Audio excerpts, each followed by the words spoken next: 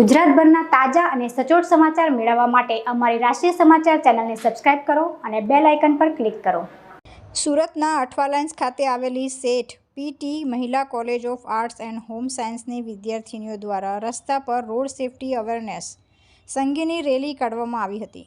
સુરતના અઠવા લાઇન્સથી કલેક્ટર કચેરી સુધી 100થી વધુ વિદ્યાર્થીનીઓ આ રેલીમાં જોડાઈ હતી।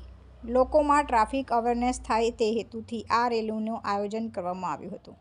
મહત્વનું છે કે દેશના પ્રધાનમંત્રીએ માય ભારત પોર્ટલનો લોન્ચિંગ કર્યા બાદ સમગ્ર દેશમાં 11થી 17 જાન્યુઆરી સુધી રોડ સેફટી વીક તરીકે મનાવવાની જાહેરાત કરી હતી।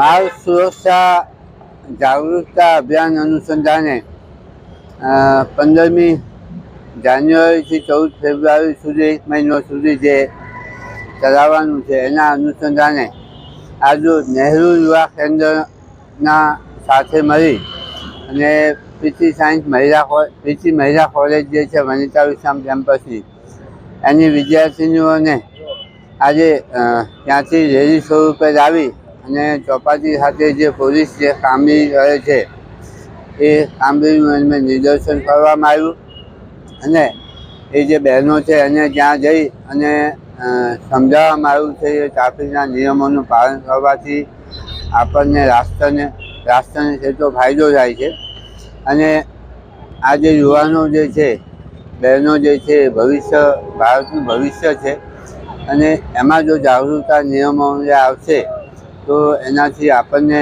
સમાજને અને રાષ્ટ્રને જે ફાયદો થશે એ બાબતે સમજ કરવામાં આવે છે। આજે 1 મહિના સુધી જાગૃતતા મહિનો ચાલવાનો છે અને એમાં માર્ગ સુરક્ષા અંગેના જુદા જુદા કાર્યક્રમો લોકોને અને જુદા જુદા વર્ગોને સાથે જોડી અને કરવામાં આવનાર છે। ઉપરાંત સુરત શહેર ટ્રાફિક પોલીસ દ્વારા રોડ સેફટી અને ટ્રાફિક જાગૃતિ અંગે 15 જાન્યુઆરીથી 15 ફેબ્રુઆરી સુધી 1 મહિના ટ્રાફિક અવેરનેસ કેમ્પેન ચલાવવાનું શરૂ કર્યું છે, જે અંતર્ગત શેઠ પીટી મહિલા કોલેજના પ્રોફેસરો અને વિદ્યાર્થીનીઓ દ્વારા આજે રેલી કાઢી આ રોડ સેફટી અને ટ્રાફિક અવેરનેસની કેમ્પેનને સાથે જોડાઈ જાગૃતિ લાવવાનો પ્રયાસ કર્યો હતો, જેમાં વિદ્યાર્થીઓ દ્વારા જુદા જુદા રોડ સેફટી અને ટ્રાફિક અવેરનેસ રેલી કરી સૂત્રોચ્ચાર કરાયા હતા। પ્લે કાર્ડ અને બેનરો લઈ લોકોને જાગૃત કરવાનો પ્રયાસ કર્યો હતો।